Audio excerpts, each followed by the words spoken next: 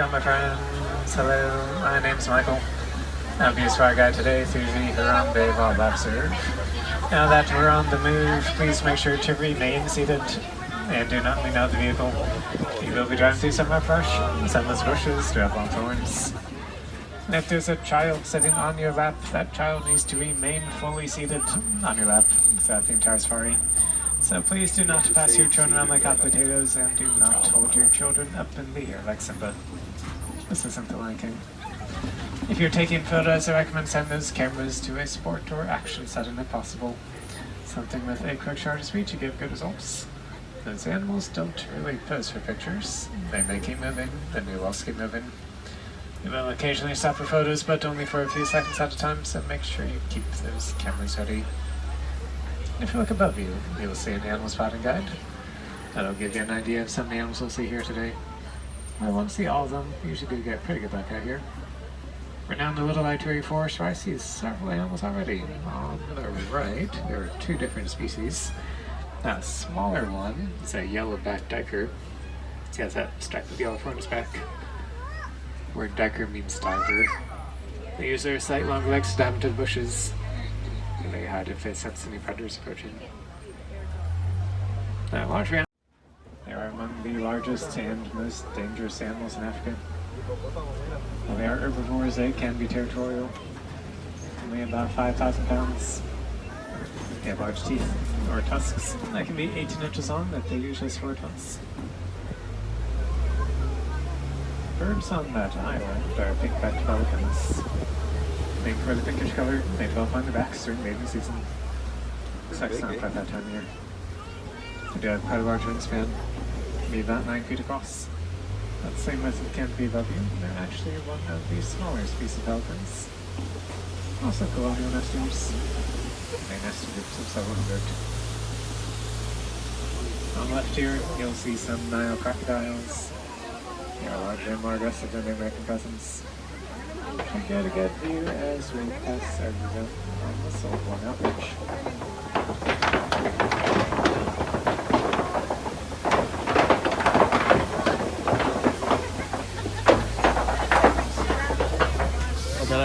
Crocodiles grow to about 20 feet. So rather than camouflage, many of the animals out here rely on their speed and agility to avoid predators.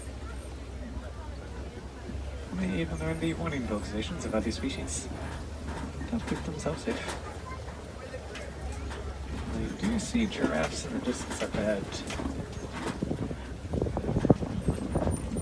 There's another one up here. We had a better view of it.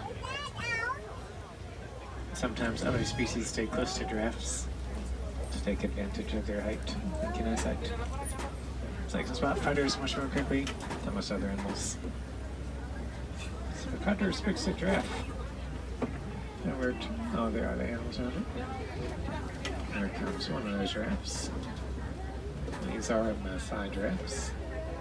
Maasai giraffes have those more ragged patterns on their coats. Looks like there'll be somewhere up ahead. And these animals with extra large horns are called Ankole cattle, also known as Watusi cattle, after the first people who domesticated them. They are the only domesticated animals on the reserve, and those horns grow to about 5 feet long. They may look heavy, but their horns are surprisingly light.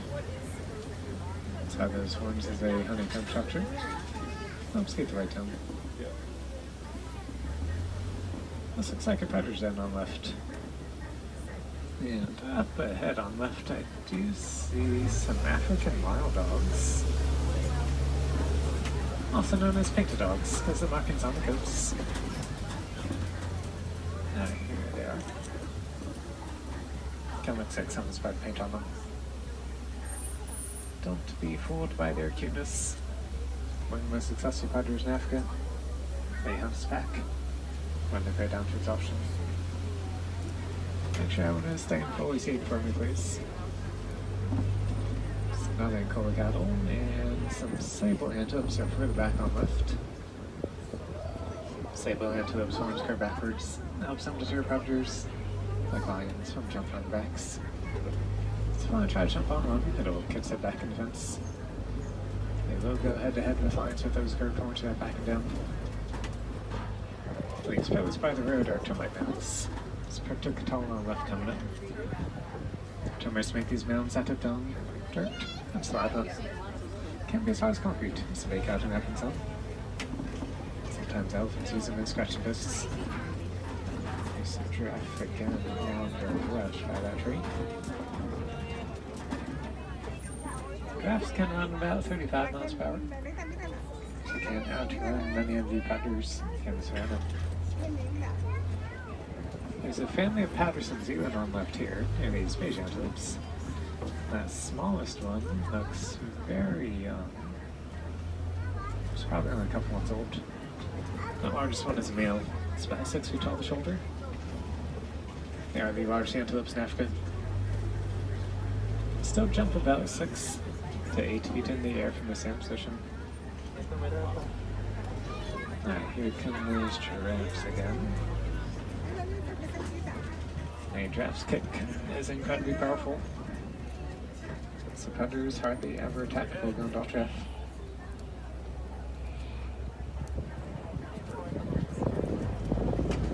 A giraffe's neck is impressively long. It actually have the same number of bones as you do in your neck.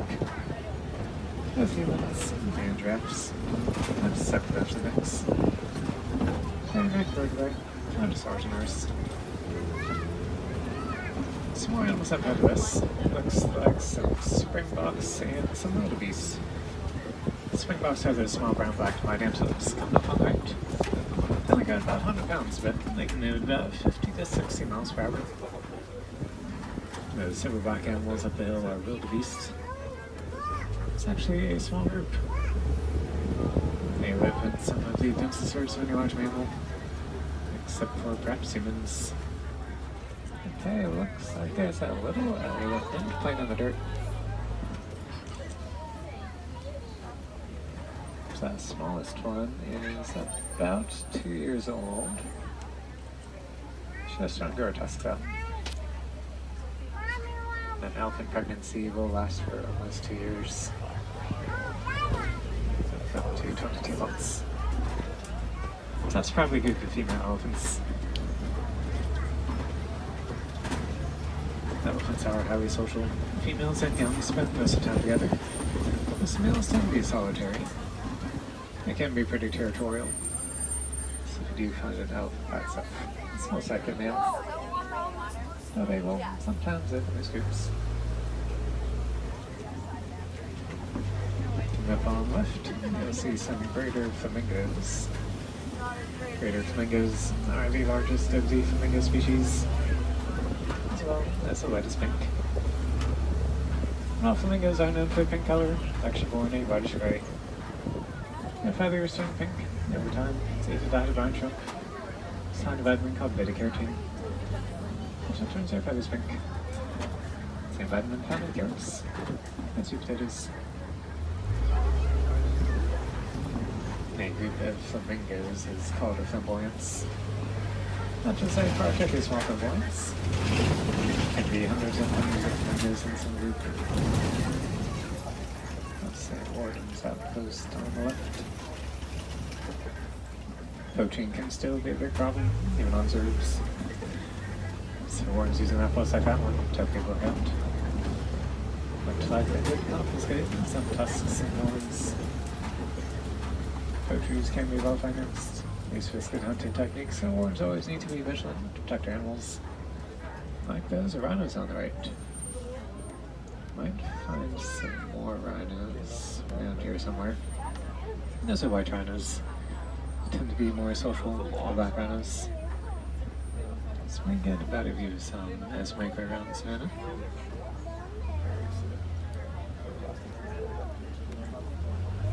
The white rhinos are heavier than black rhinos. Black rhinos like that one we saw early in the forest weigh about 3,000 pounds. But the white rhinos can weigh up to 5,000 pounds. Looks like those rhinos were here early taking a mud bath on the left, that mud pit. Some more elephants. Rhinos are rolling in mud. That'll help knock bugs out their skin. It helps them cool down. But on the left, if you look really carefully, On this hill in front of that log between the trees, there's a cheetah lying down, facing away from us, has his head up.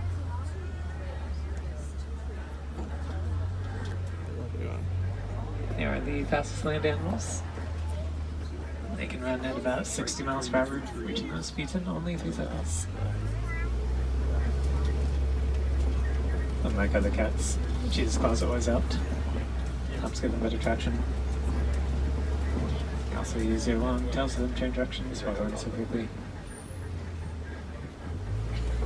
They're also the only large cat that do not roar, rather make longer chirping sound. They also tend to be solitary. They will sometimes live in small groups, especially if they're siblings. Look at the cheetahs. It's called a coalition. This big rock structure on the left is called a kopie. It overlooks much of the savannah. Sometimes the lions use it to sway the and keep out the prey. So let's go around and see if we got nighttime lions here. I do see a buck. It's the brown antelope on the right up the hill. Close related to wildebeest. She had my head displayed somewhere. And there's some more rhinos on the right. The white rhinos can also charge at about 35 miles per hour, which is faster than this truck.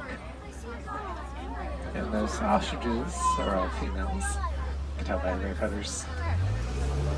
They also have black and white feathers. I do see lines up ahead of us on the left. Males are responsible for protecting the pride. Don't leave the hunting to the females. Female lions hunt as a team, usually set up an ambush to bring down prey that run faster than they do.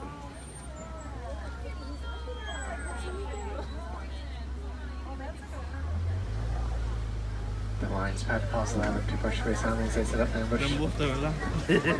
They mostly remain active for about 20 hours a day. 4 hours where they're almost active are usually at night or around sunset, or sometimes early in the morning. During the day, lions' vision is about 6 hours, but at night their vision is 6 times better than ours. On the left, there's a warthog lying down by the bush back there. Use their tusks to help them dig in this sense. So when they enter those burrows, they usually back in to their tusks facing outwards. Okay, rhinos are on their right again. They do not see too well. I'll see clearly a few feet from them, so they rely more on their good sense of hearing. Looks like those ostriches laid some eggs underneath the tree close to us on the right. One ostrich can weigh about a few pounds. They're so strong that you can stand on one and it wouldn't even crack. Need to support the forward of an ostrich, which can be about 200 to 300 pounds. Making ostriches the largest birds, and while they are flightless, they still use their wings kind of like runners rather running. They can run at about 45 to 40 miles per hour. They also have a long claw on each of their feet. One kick from that could kill their potential predator. Vegetation is much greener and denser here. It's like right towards water. And hey, there's a scimitar one.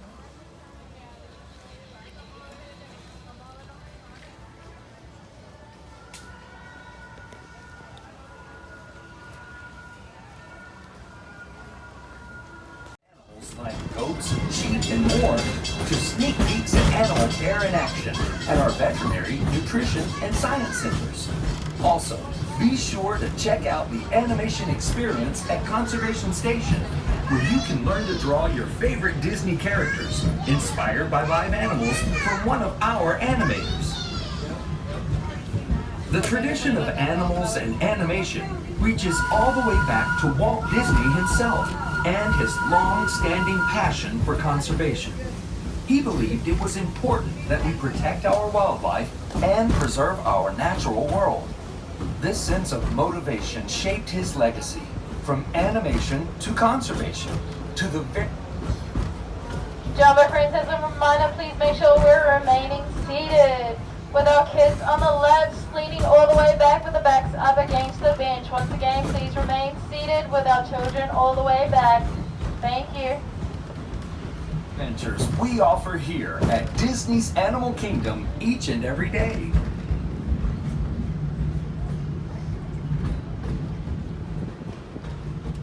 As we make our way to Rafiki's Planet Watch, keep an eye out for some of the exciting wildlife we might encounter along the way, and the highly trained specialists who care for them.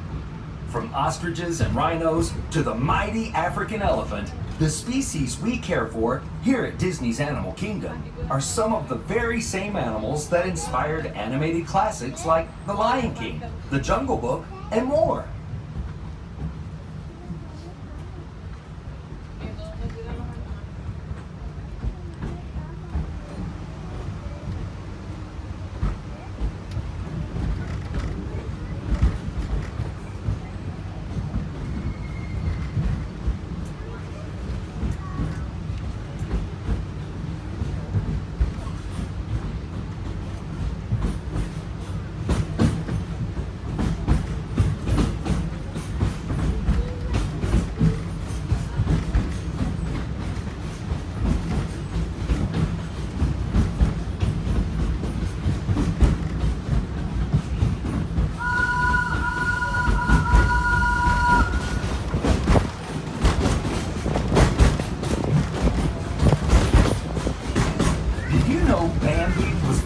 Animated feature to bring live animals into the studio? In the 1940s, Walt Disney and his animators modeled characters from the film after the movements and natural behaviors of their real-life counterparts. Even with the latest advances in computer animation, this tradition continues today as animators travel throughout the world to observe animals in their own surroundings. And that includes here at Disney's Animal Kingdom.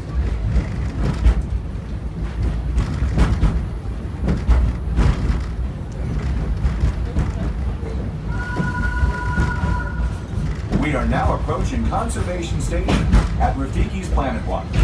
For your safety and the safety of those around you, please sit all the way back against the bench and avoid leaning out toward the railing. Remain seated until the train comes to a complete stop, and please be sure to watch your children as you exit.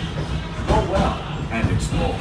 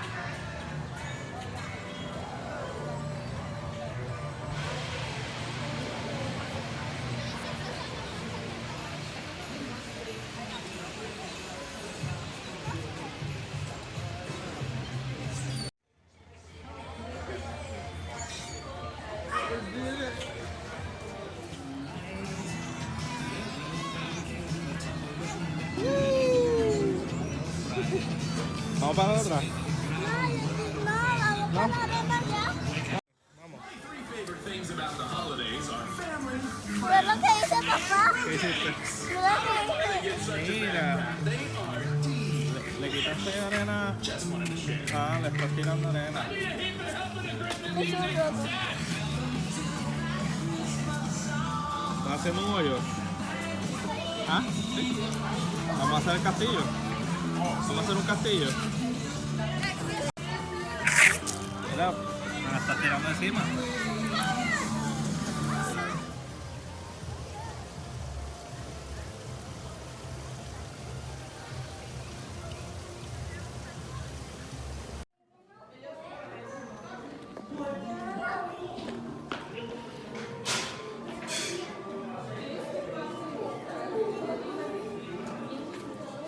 Te va a comer a ti.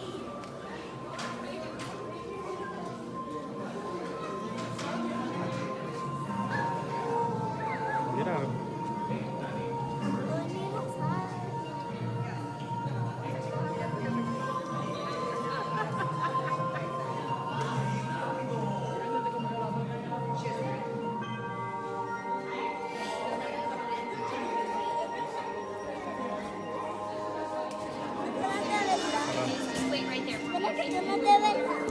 Bones approach is about to become extinct. In a perfect blending of science and technology, the Dino Institute has created the time, an amazing thing that will literally transport you to the age of the dinosaurs. How? That's proprietary. But the result is a breathtaking journey through a prehistoric world that will witness the most spectacular creatures to ever walk the earth. In a moment, you'll be going live to our control center for a comprehensive safety briefing. And then it's on to the tour that will convince you forever that the future is truly in the past.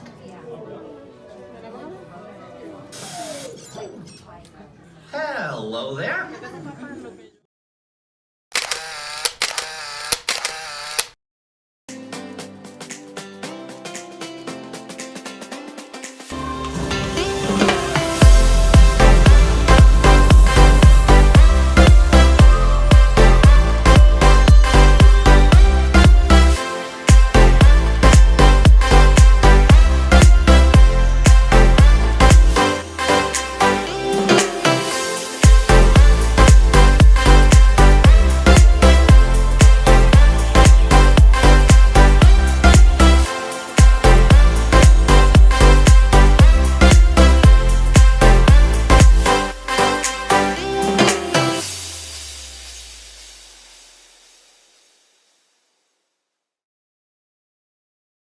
Parece un poquito, ¿no?